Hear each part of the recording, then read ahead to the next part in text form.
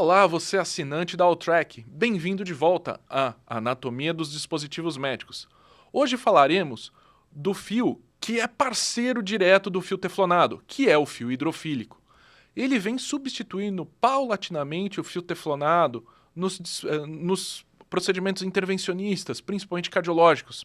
E o motivo disso vamos explicar a partir de agora. Primeira coisa que a gente gostaria de destacar é como é que é formado esse fio, né? Esse fio, ele tem dois componentes básicos, diferente do fio teflonado que tinha mais componentes, esse tem dois componentes. O primeiro, que seria o núcleo, que a gente chama de core, que ele é feito com um material chamado nitinol. O nitinol é uma liga metálica composta de níquel com titânio, na qual foi descoberto e desenvolvido no laboratório da Marinha Americana, da cidade de Oklahoma. Por isso que fala nitinol, né?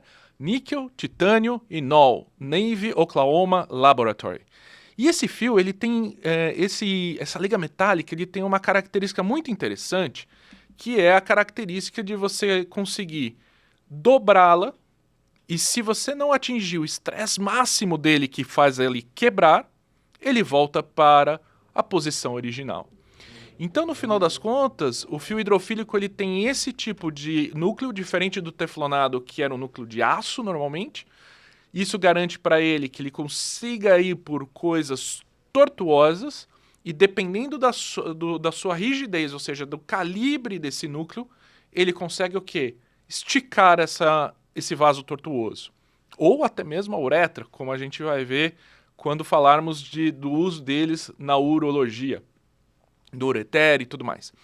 Outra característica dele é a cobertura de um polímero. Tá? O mais utilizado no mundo é o polivinil pirrolidona, ou PVP. Mas cada uma das marcas, e essa é a principal diferença de uma marca para outra, tem uma quantidade de materiais desses polímeros diferente uma da outra, e algumas delas são até patenteadas. Por isso tem marcas que o médico gosta mais e tem marcas que gosta menos, exatamente pela sua característica que a gente gosta de tê-la, que é o quê? A hidrofilia. O que significa hidrofilia? Significa que ela gosta de água, ela gosta de líquidos, né? Então ela consegue, diferente do fio teflonado, que pode enroscar em certas estruturas, ele consegue exatamente encontrar melhor o caminho, né? E por isso que, por exemplo, em procedimentos pela radial, cada vez mais tem sido utilizado o fio hidrofílico e não o teflonado.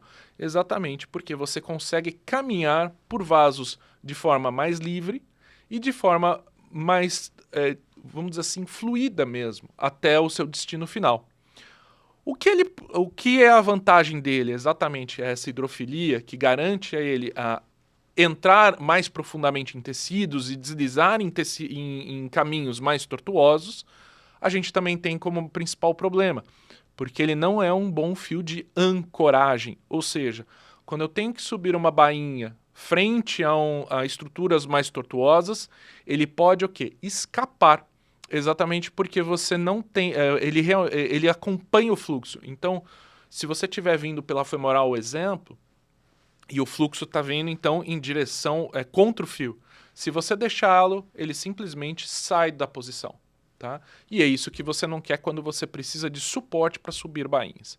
Então, essas são as principais características de uso, né? Então, encontrar caminhos difíceis e retificar esses caminhos, dependendo do tipo de núcleo que a gente vai discutir, mas, infelizmente, ele não me dá a ancoragem necessária, por vezes, para subir coisas mais pesadas, como bainhas, kits de entrega e etc. Tá? Então, as características principais, além dessa formação dele, que é feito de nitinol com PVP, né, com uma mistura de polímeros, você tem que as diferenças deles vêm a ponta, então você tem o tipo reto, esse aqui que é o angulado, e também nós temos o chamado Baby J, que é um J em 1,5 milímetro. Né? E cada uma desses fios vão ter indicações, né, dessas pontas de fios, vão ter indicações interessantes. Por exemplo, a ponta reta, se você quiser passar, por exemplo, a válvula aórtica para fazer uma TAV, ela é mais indicada, ou se não o leak para valvar. Já a ponta angulada, como ela vai ter essa questão de dobrar com mais facilidade, então ela vai encostar no tecido, não com a sua ponta, mas sim um pouco com o seu corpo. A gente usa isso regularmente para todos os outros, todas as outras intenções. E o Baby J, ele reforça ainda mais essa característica, só que ele imprime um pouco mais de força, entrando menos em vasos secundários e conseguindo ir pelo vaso principal com maior facilidade. Além disso, você tem o quê? Tem o tamanho do núcleo, né? O calibre do núcleo vai garantir o quê? O quão duro é esse fio. E para isso você tem o soft, que é o core mais fino, você tem o regular, que é o que normalmente a gente usa, aí você ainda tem os cores mais duros, né? De maior calibre, que seriam o stiff e tem no máximo o super stiff. E a última coisa que a gente pode destacar de diferente é o comprimento. Então, normalmente a gente utiliza fios de 150 centímetros, que é o suficiente para levar o catéter para onde a gente quer e conseguir manter o fio dirigível dentro do sistema. Mas, em alguns casos, por exemplo, em vascular, o mais utilizado é os 180 centímetros. De qualquer forma, você tem fios mais curtos, por exemplo, para uso em pediatria, e fios mais longos, como os 260 e até 300 centímetros. Cada um deles é utilizado para um determinado fio, como, por exemplo, na congênita, você pode usar um 260 para fazer o que a gente chama de varal, que é o loop arteriovenoso. Então, os fios de 300 e 260 são mais destinados para esse tipo de indicação. Já os de 180 e 150 são os que a gente chama de workhorse, são aqueles mais utilizados pelos médicos no dia a dia. E quais são as complicações do seu uso?